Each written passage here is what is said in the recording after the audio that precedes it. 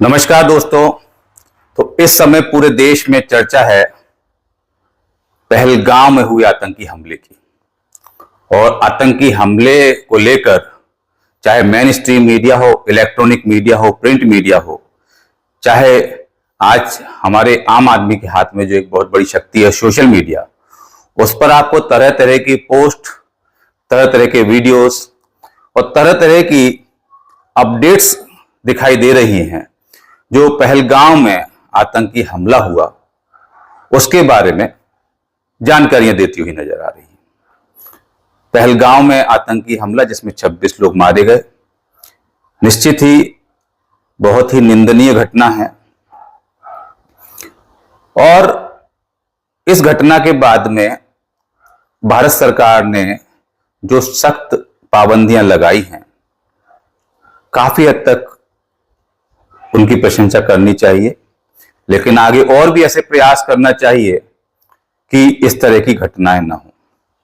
अब मैं आपको पिछली जो भी खबरें निकल कर आ रही हैं उसके आधार पर जो कुछ मुझे लग रहा है कि कुछ शायद निकल के नहीं आ पा रहा है, उसके बारे में मैं चर्चा करना चाहूंगा। और जिस तरह से हम फिल्मों में देखते हैं, आपने देखा कि आतंकवाद के ऊपर जो फिल्में बनी हैं उसमें कई फिल्मों में ऐसा दिखाया गया है कि पाकिस्तान की जितनी भी आतंकवादी संगठन है वहां, उनके स्लीपर सेल्स इंडिया में काम कर रहे हैं। और ये जो भारत सरकार ने निर्णय लिया है कि पाकिस्तान के सभी वीजा खत्म कर दिए जाएं, पाकिस्तान का नागरिक किसी भी कंडीशन में यहां रहे ही नहीं, और अवैध रूप से भी कहीं से घुसाया तो उसके लिए भी कार्य करना चाहिए। क्योंकि ये जो स्लीपर सेल्स के रूप में यहां रह रहे हैं वह कहीं ना कहीं बहुत बड़ा खतरा है। वही पूरी व्यवस्थाएं कराते हैं और उन्हीं की वजह से आगे ये आतंकी घटनाओं को आपको सामने देखने को मिलती हैं, आपके सामने ये घटनाएं आती हैं। अभी देखिए, आज अखबार में भी छपा हुआ है कि पहलगाम के काफी सारे दुकानदार छुटे जो थे, उन सबके संस्थाएं बंद हैं और वो कहीं भाग गए हैं।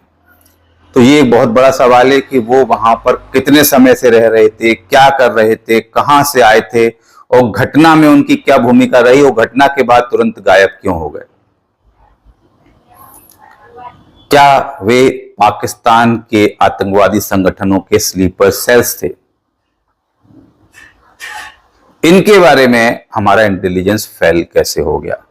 और आज भी हमारे देश के कितने शहरों में न जाने कितने स्लीपर सेल्स एक्टिव हैं जो कहीं आम आदमी की तरह जिंदगी जी रहे हैं, पूरी घटनाओं को वॉच कर रहे हैं, यहां से गुप्त जानकारियां पाकिस्तान पहुंचा रहे हैं।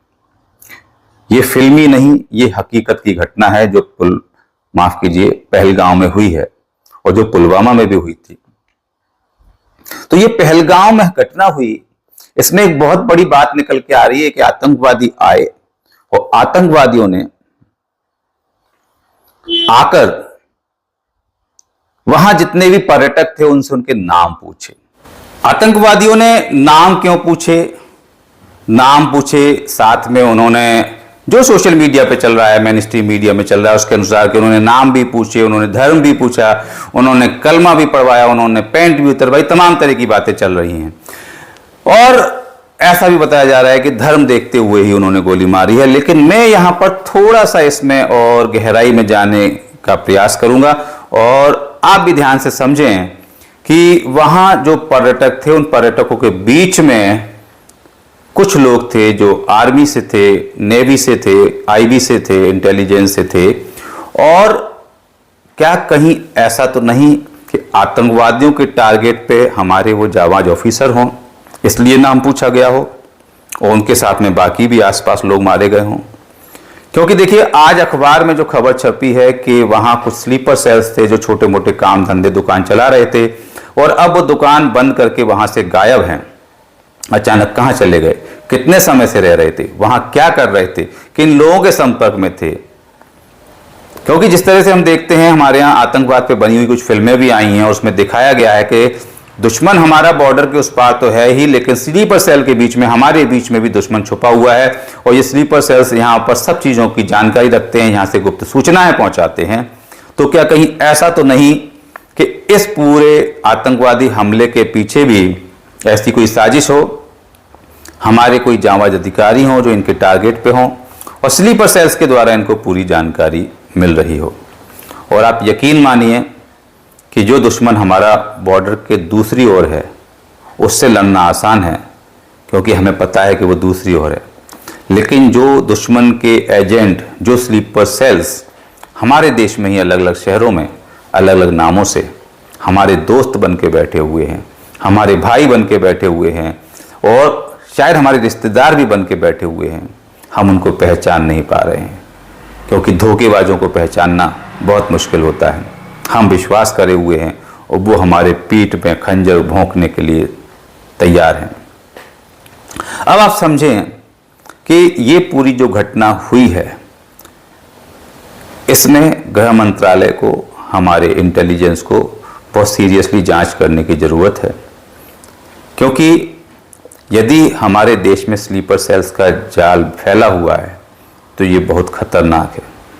कभी भी आगे बहुत बड़ी घटना हो सकती है। जिस तरीके से देखिए पाकिस्तान का इन्वॉल्वमेंट इस मामले में भी निकल के आया है और ज़्यादातर जो भी हमारे यहाँ आतंकी हमले होते हैं उसके पीछे पाकिस्तान का हाथ होता है, क्योंकि पाकिस्तान में जो पाकिस्तान आतंकियों को पाल रहा है, वहाँ जो आतंकवादी संगठन चल रहे हैं वही यहाँ पर आके आतंकवाद फैलाते हैं। इस मामले में भी लश्कर ए तैयबा जो पाकिस्तान का एक ग्रुप है जिसे बैन कर दिया गया है, लेकिन उन्होंने टीआरएफ के नाम से अपना एक फ्रंट बनाया है।